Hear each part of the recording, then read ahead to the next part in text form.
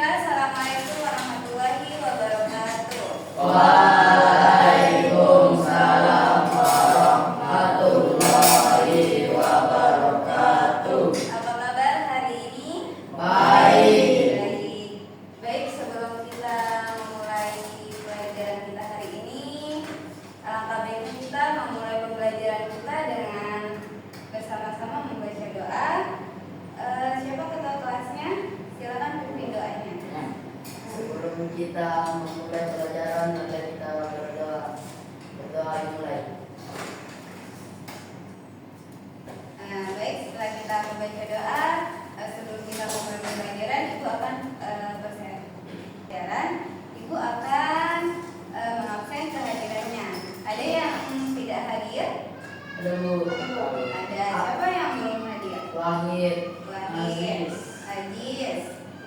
Oke. Akram Saim. Kita memulai pembelajaran kita hari ini dengan tema struktur teks berita. Sebelum kita memulai teks berita, ada yang masih ingat pembelajaran kita di pekan lalu? Ya Bu. Apa itu? Terjadinya banjir di Terjadinya banjir. Apa tema kita kemarin? Pak, yang hari ini kita struktur teks berita. Yang pekan lalu ada yang masih ingat? Apa yang kita bahas? unsur-unsur berita. Baik, unsur-unsur berita. Baik, unsur-unsur berita itu ada berapa? 6. Ada 6. Sebut yang 5W 1H. Siapa mau sebutkan unsur-unsur berita yang 6 itu 5W 1H. Yang W pertama apa? Wow.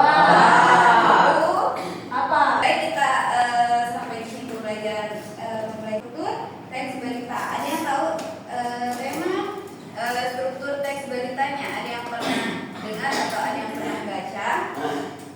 Enggak ada. Tidak ada. Baik, struktur teks berita yaitu ada pengertian teks berita. Pengertian teks berita adalah apa? Pengertian teks berita. Teks berita adalah teks yang menyampaikan kabar atau informasi mengenai peristiwa faktual dan aktual kepada masyarakat.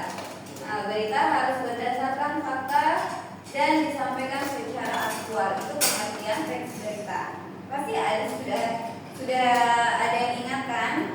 Yang kemarin kita juga bahas tentang pengertian berita. Berita adalah teks yang menyampaikan informasi mengenai peristiwa yang terjadi. Struktur teks berita itu ada 3 bagian. Yang pertama ada kepala berita. Apa kepala berita? Kepala berita yang membuat informasi penting. Informasi penting itu dinamakan kepala berita. Terus yang kedua, tubuh berita, yaitu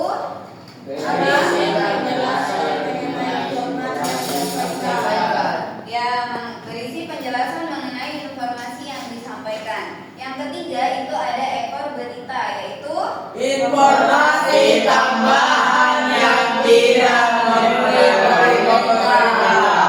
Informasi tambahan yang tidak mempengaruhi pokok berita. Mari kita lihat berita.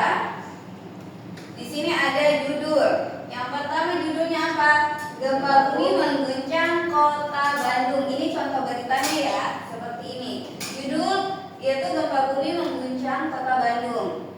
Itu judul. Yang kedua itu kepala berita. Apa kepala beritanya? Kota Bandung diguncang gempa bumi dengan kekuatan 5,5 Richter pada pukul 10. Itu contoh. Ini contoh beritanya dengan semua bagian-bagiannya. Judulnya gempa bumi mengguncang kota Bandung. Untuk menyemangati kita dalam belajar, ya baik, kesimpulan dari struktur berita yaitu struktur teks berita terdiri dari kepala berita, tubuh berita, dan ekor berita. Jadi masing-masing bagian memiliki fungsi yang berbeda dalam menyampaikan informasi kepada pembaca. Jadi dari awal tadi kita belajar ada yang